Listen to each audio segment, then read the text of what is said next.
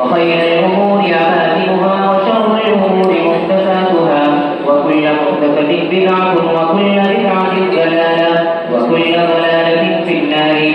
حدثنا فضيلة الشيخ العلامة قمر الدين أحمد المبكري حفظه الله ورعاه يقول: قرأت الصحيح من جامع الإمام البخاري على الشيخ السيد حسين أحمد المدني والشيخ فخر الدين أحمد المرادبادي كلاهما عن الشيخ الهند محمود حسن الديوبندي عن الشيخ قاسم النانوطبي عن الشاه عبد الغني المجددي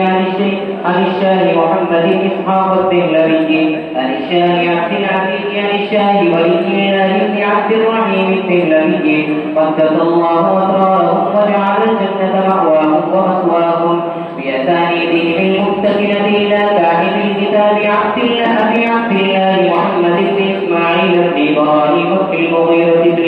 مغيرة بن برزبة الجوفي كذلك البخاري رحمه الله تعالى. اللهم انفعنا وارفعنا بعلومه وعلومكم أجمعين آمين يا رب العالمين. أنه قال: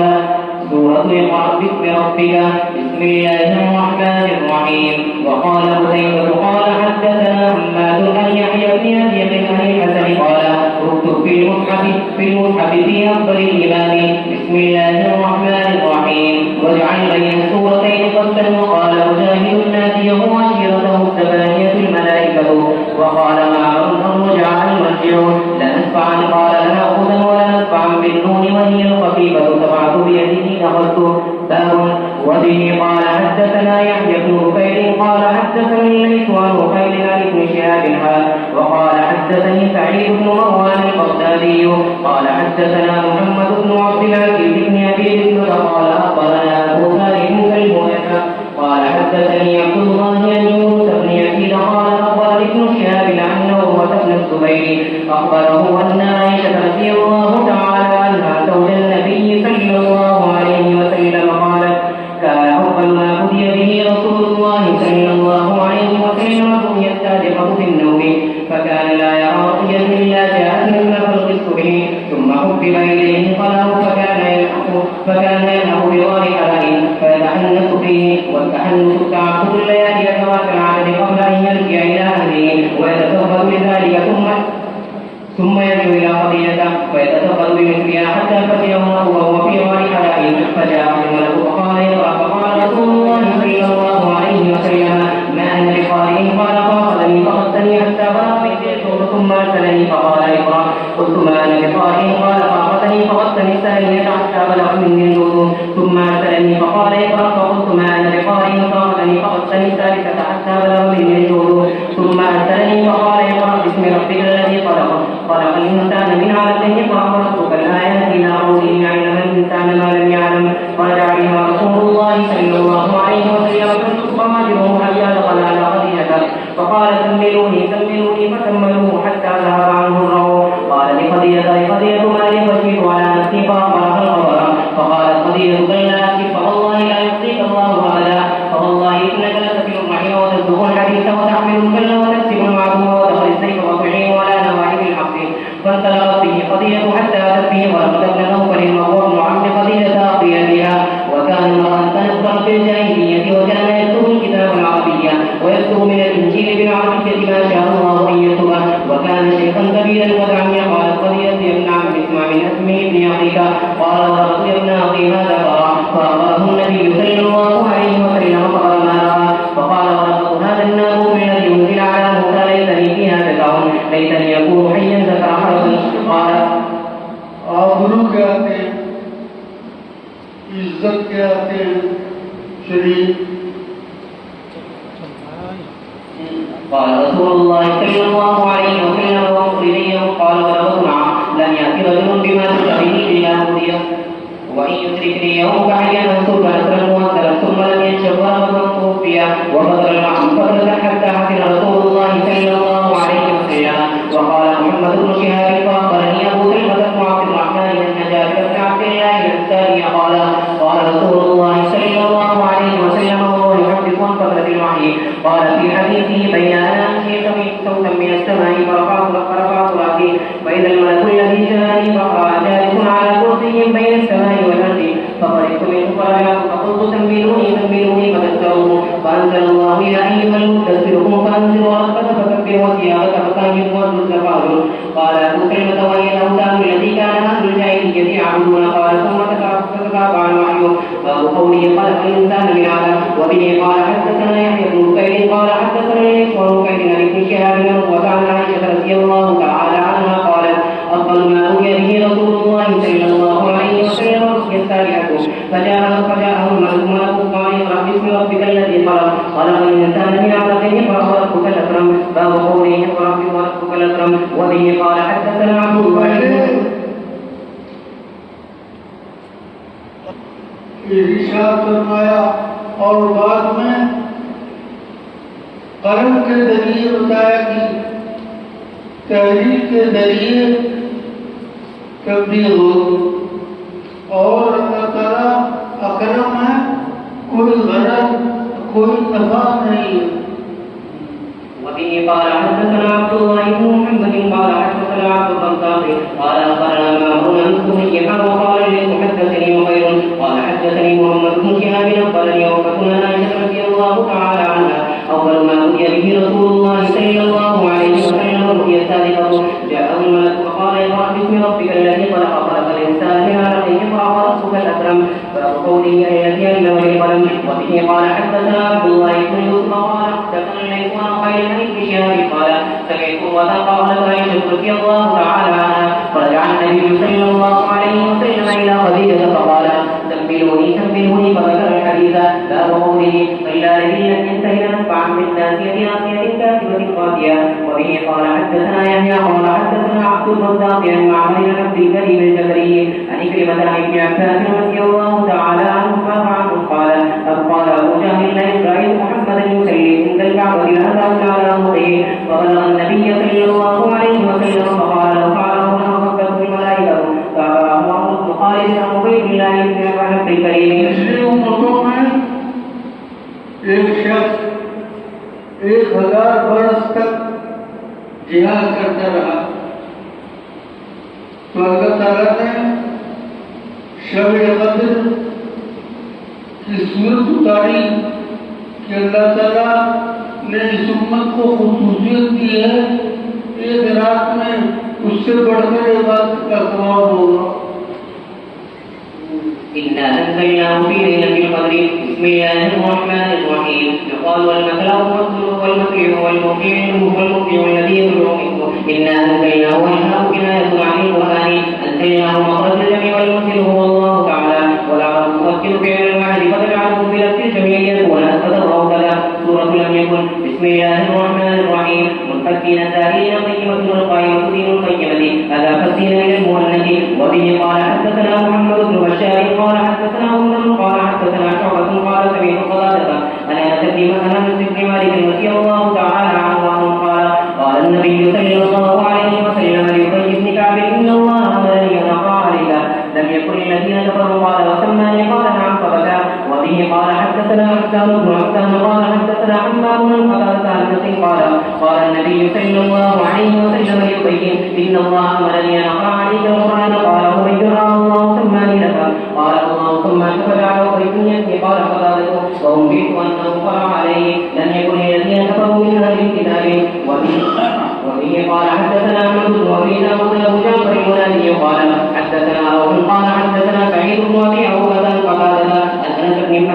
مالك رضي الله تعالى عنهم أن نبي الله صلى الله عليه وسلم قال لأبي بن كعب إن الله أمرني أن أقرأ القرآن قال الله سماني لك قال نعم قال أخذت بين رب العالمين قال نعم فطرقت عيناه إذا أنزلت بسم الله الرحمن الرحيم يقال وأوحى لها فأوحى إليها وأوحى لها وأوحى إليها واحد باب قوله من يعمل مثقال ذرة خير يره وبه قال حدثنا إسماعيل بن عبد الله قال حدثني مالك عن زيد بن أسلم أن أبي سعيد السمان عن أبي هريرة رضي الله تعالى عنه أن رسول الله صلى الله عليه وسلم قال الخير لثلاثة لرجل أجر ولرجل ستر وعلى رجل مثل فأما الذي له أجر فرجع وجه في سبيل الله فقال في المسجد والروضة كما أتى به يلينا ذلك في المسجد والروضة كان له حسنات ولو أنها قد عافية لها فسن شرفا أو شرفين كان آثارها وأوله حسنات له ولو أنها مست بنهر فشربت منه ولم يرد أن يسقي به كان ذلك حسنا باللوم وهي لذلك الرجل يجر ورجل ربطها تغنيا وتعففا ثم لم ينسى عبد الله في رقابها ولا تغنيها فهو له ذكر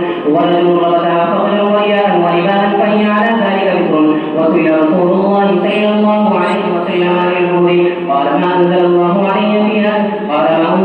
ما أنزل الله علي فيها إلا هذه الآية القاسمة الجامعة من يعمل مثقال ذرة خير يره ومن يعمل مثقال ذرة شر يره باب قوله ومن يعمل مثقال ذرة شر يره وبه قال حدثنا يحيى بن سليمان قال حدثنا ابن وهب قال أخبرني مالك بن زيد بن سلمان عن أبي سعيد السمان عن أبي هريرة رضي الله تعالى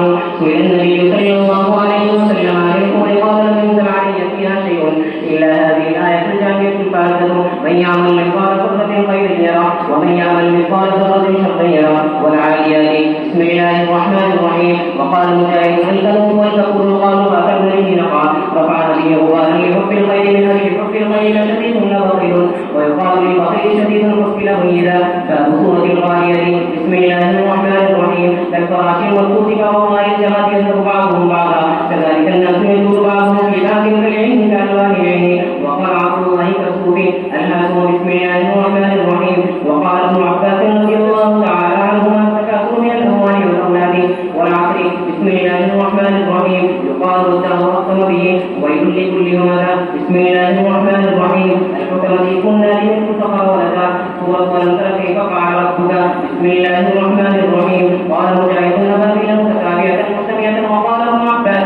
رضي الله تعالى عنهما في الدين من سنة وكيل لإله قريش بسم الله الرحمن الرحيم وقال مجاهد لإله يرث ذلك فلا يشق عليهم بالشتاء والصيف وآمنهم من كل عدوهم في حرمهم وقال ابن عيينة لنعمتي على قريش أرأيت بسم الله الرحمن الرحيم وقال مجاهد يدعو حقا يقال وقد تعالى الدعوة يدفعون ساؤون لهم والماء الماء كله وقال بعض رضي الماء الماء وقال يطلق على هكذا مفروده وأنها علي المتاع إنا أعطيناك الكوثر بسم الله الرحمن الرحيم وقال ابن عباس شان كعب وثابت وبه قال حدثنا آدم قال حدثنا شيبان قال حدثنا قال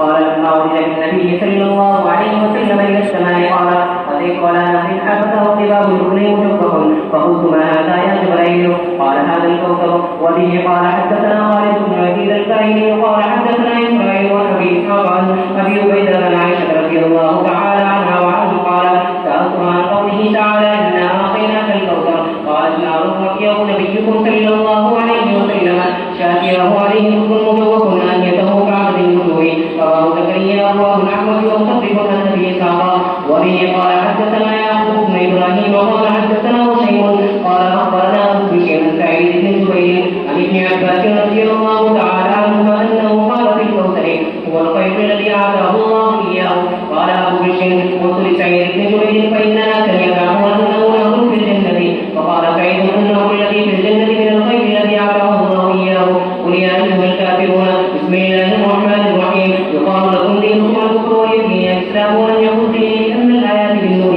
فوقفت اليوم كما قال الله تعالى فهو يأتيه ويسقيه وقال غيره لا أعبد ما تعبدون الآن ولا أجيبكم فيما بقي من عمري ولا أنتم عابدون ما أعبد وهم الذين قال ولكن كثيرا منهم لا يؤمنون إليك من ربك طغيانا وكفرا سورة إذا جاء نصر الله والفتح بسم الله الرحمن الرحيم وبه قال حدثنا الحسن بن ربيع قال حدثنا أبو العباس العبشي عن أبي سهيل مسروق عن عائشة رضي الله تعالى عنها قالت ما سل النبي صلى الله عليه وسلم ثلاثا قال نزلت عليه إذا جاء نصر الله والفتح إلا يقول فيه سبحانك اللهم ربنا وبحمدك اللهم اغفر لي وبه قال حدثنا عثمان بن شيبة قال حدثنا جرير المنصوري عن أبي سهيل مسروق عن عائشة رضي الله تعالى عنها قالت كان رسول الله صلى الله عليه وسلم يذكر أن يقول في ركوعه وسجوده سبحانك اللهم ربنا وبحمدك اللهم اغفر لي تغفر القرآن باب قول الله ورأيت الناس يقولون في دين الله أفواجا وبه قال حدثنا عبد الله بن أبي شيبة قال حدثنا عبد الرحمن